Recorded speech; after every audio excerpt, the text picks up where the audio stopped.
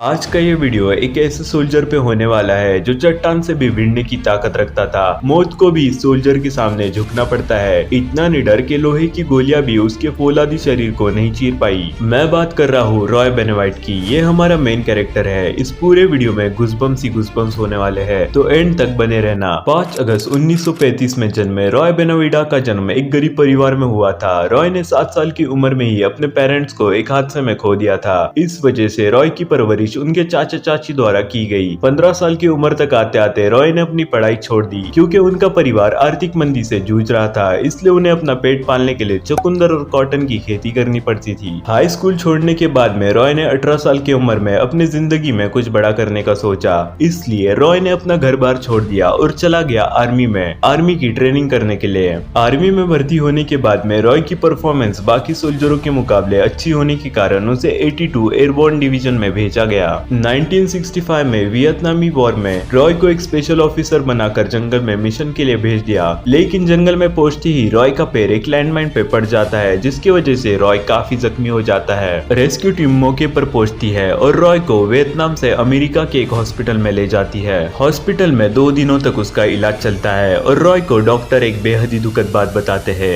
रॉय, अब तुम कभी चल फिर नहीं सकते, तुम्हारी रीढ़ की हड्डी पूरी तरह से डैमेज हो गई है। रॉय को ये बात जानकर काफी दुख हुआ, लेकिन रॉय ने डॉक्टरों से बस एक ही चीज कही, प्लीज मुझे आर्मी से ना निकाला जाए, क्योंकि आर्मी ही रॉय की जिंदगी बन गई थी। रॉय ने कहा, सर प्लीज मुझे 1 साल का समय दे दीजिए, मैं इन 1 सालों में ना के बस चल फिर बल्कि दौड़कर भी दिखाऊंगा। रॉय की ये बात सुनकर एक बार को तो डॉक्टरों की भी हंसी छूट गई, क्योंकि डॉक्टरों को भी पता था कि ऐसे कंडीशन में कोई भी पेशेंट आज तक ठीक नहीं हुआ है। फिर भी डॉक्टरों ने रॉय से कहा, ठीक है, हम तुम्हें 1 साल का समय दे देते हैं, पर अगर तुम इन 1 सालों में ठीक नहीं हो पाए तो हम तुम्हें आर्मी से रिटायरमेंट दे देंगे, क्योंकि डॉक्टरों को भी पता था रॉय अब कभी चल फिर नहीं पाएगा। लेकिन कहानी में असली ट्विस्ट तो अब आने वाला था। जैसे ही रात को डॉक्टर रॉय को अकेला छोड़कर जाते थे तो रॉय अपने बिस्तर से नीचे उतरता और पूरी हिम्मत जुटाकर खुद को एक दीवार के पास घसीटते हुए लेके जाता और दीवार के सहारे उठने की कोशिश करता। ये सिलसिला कई रातों तक चला और जब डॉक्टरों ने भी रॉय की हड्डियों में सुधार होते हुए देखा तो वो शॉक हो गए, क्योंकि डॉक्टरों ने अपने पूरे मेडिकल हिस्ट्री में किसी को भी इतने जल्दी रिकवर होते हुए नहीं देखा था, इनफैक्ट देखा ही नहीं था। पर डॉक्टरों को क्या पता था कि इस सुधार में रॉय की कितने रातों की मेहनत लगी है। ना जाने कितने रातों तक वो उठता और खुद को घसीटते हुए एक दीवार के पास लेके जाता और खुद को खड़ा करने की कोशिश करता। कई बार तो दर्द की वजह से रॉय के आंखों से आंसू निकलने लग जाते थे, लेकिन उसकी ये मेहनत रंग लाई। उसे वापस से आर्मी कैंप में भेजा गया, जहां पर एक अच्छी ट्रेनिंग की वजह से रॉय अब फिर से भागने के लिए तैयार हो गया था। और ये सब करने में रॉय को पूरे 18 महीने का समय लगा। अब रॉय का शरीर लोहे जैसा मजबूत बन गया था, लेकिन रॉय की कहानी की ये हैप्पी एंडिंग नहीं थी। असली शुरुआत तो अब होने वाली थी। इस हादसे के 4 साल बाद यानी कि 1968 में रॉय को अपने सेकंड मिशन के लिए वियतनाम वापस भेज दिया गया, जहां पर रॉय ने एक बेहद ही खतरनाक वॉर होते हुए देखी। 2 मई 1968 में रॉय की छुट्टी थी, इसलिए वो अपने टेंट में आराम कर रहा था। तभी रेडियो पर किसी की कॉल आती है और वो कॉल डराने के लिए काफी थी। रॉय जब उस कॉल को उठाता है तो सामने से एक बंदा जोर से चीखते हुए मदद की गुहार लगा रहा था और बैकग्राउंड से गोलियों की धड़ाधड़ आवाज आई जा रही थी। वो call 12 man army special force से मदद के लिए आई थी, जो कि नॉर्थ वियतनामी आर्मी के चंगुल में बेहद ही बुरे फंसे थे। उनके मदद के लिए कुछ हेलीकॉप्टर तो गए थे, लेकिन दुश्मन सेना ने हेलीकॉप्टर की ऐसी की तैसी कर दी थी। रॉय ने जैसे ही रेडियो सिग्नल वाली कॉल खत्म की और बाहर आया तो उसे अपने आर्मी का एक हेलीकॉप्टर मिलता है, जिसके अंदर एक पायलट तो था, लेकिन वो काफी डरा हुआ था। रॉय ने उसके पीठ पर हाथ रखा और कहा, चलो मैं तुम्हारे साथ हूँ, हम बचा कर लाते हैं अपने साथियों को। रॉय जाने के लिए इतना बेताब हो गया था कि वो अपनी गन वही भूलकर हेलीकॉप्टर में चढ़ जाता है।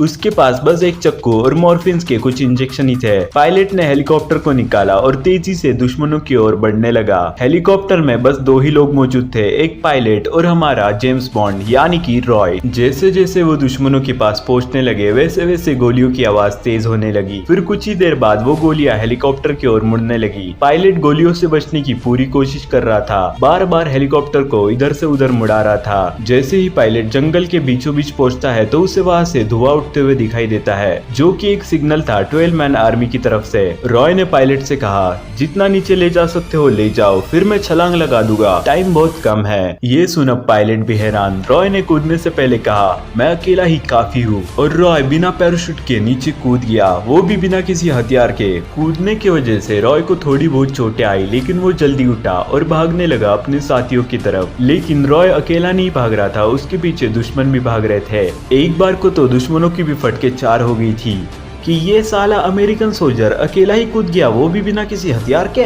रॉय कैसे तैसे कर 12 मैन आर्मी की ओर भागने लगा और दुश्मन आर्मी भी पीछे से गोलियां बरसाए जा रही थी। उसमें से एक गोली रॉय के फेस को छू के निकल गई और एक गोली रॉय के टांग पर लगी, लेकिन रॉय रुका नहीं। रॉय के थोड़ी ही दूरी पर एक ग्रेनेड आके फटा, लेकिन रॉय फिर भी नहीं रुका। कैसे तैसे कर रॉय 12 मैन आर्मी के पास पहुंचता है। 12 मैन आर्मी के 4 जवान तो पहले ही निपट गए थे, जो जिंदा बचे थे वो भी घायल अवस्था में थे। अब मैं उनकी कंडीशन बता देता हूँ। उनमें से जो एक बंदा था, उसके सर के पीछे गोली लगी थी और आंख से बाहर निकल गई थी, लेकिन फिर भी वो लड़ रहा था। रॉय जमीन पे रेंगते हुए बारी बारी से सबके पास जाता है और उन्हें मॉर्फिन के कुछ इंजेक्शन लगाता है, ताकि उन्हें दर्द से थोड़ा बहुत छुटकारा मिल सके। उसके बाद में रॉय ने बारी बारी से अपने साथियों को उठाया और एक सेफ जगह पर ले जाया गया, जहाँ पर गोलियों से अच्छे तरीके से बचाव हो सके। इस सिचुएशन में भी रॉय का दिमाग इतना चल रहा था कि उसने थोड़ी दूरी पे एक खाली जगह ढूंढ ली और वहां आग लगाकर धुआं कर दिया, ताकि 12 मैन आर्मी को बचाने के लिए कोई हेलीकॉप्टर नीचे आ सके। रॉय के 2 जवान पीछे ही छूट गए थे, जहां पर गन फायरिंग चल रही थी, इसलिए रॉय तुरंत उनके पास जाने लगा और जाते वक्त उसने दुश्मन सोल्जर की एक गन भी उठा ली और जाने लगा अपने साथियों को बचाने के लिए। रॉय वहां पर पहुंचा ही था कि दुश्मन की एक गोली रॉय के थाई को चीरते हुए दूसरे साइड से निकल गई। रॉय ने जैसे तैसे खुद को संभाला और अपने दोनों साथियों के पास पहुंचा और चेहरे पे एक मुस्कान देके बोला, चलो चलते हैं। रॉय के वो 2 साथी जख्मी हालत में घिसटते हुए आगे बढ़ने लगे और रॉय उन्हें कवर देके दुश्मनों पे अंधाधुंध फायरिंग किए जा रहा था। तब तक रॉय का साथी पायलट हेलीकॉप्टर को लेके उनके पास लैंड करता है। सारे साथी हेलीकॉप्टर में चढ़ जाते हैं, लेकिन रॉय वहां पर बहुत सारे हथियारों को जमा कर दुश्मनों पे गोलियां चलाए जा रहा था, ताकि वो हेलीकॉप्टर और अपने साथियों को कवर दे सके। रॉय के दिमाग में अचानक से ये ख्याल आता है कि वो अपने मरे हुए साथियों की डेड बॉडी भी ले जाए, तो वो पहले डेड बॉडी को अपने कंधे पर उठाकर हेलीकॉप्टर की ओर भागने लगा। तभी अचानक से एक ग्रेनेड उसके पास आके फटता है। इसकी वजह से रॉय कुछ देर के लिए अपना होश खो देता है। रॉय ने जैसे ही खुद को संभाला तो उसने डेड बॉडी को ले जाने का अपना डिसीजन चेंज कर दिया। गिरते पड़ते हुए रॉय हेलीकॉप्टर के पास पहुंचता है और देखता है कि हेलीकॉप्टर तो क्रैश हो गया है। ये एक ऐसा पॉइंट था जहां पर उन सब के बचने की उम्मीद खत्म हो जाती है, लेकिन पिक्चर अभी बाकी है मेरे दोस्त। अब आता है कहानी में एक और ट्विस्ट।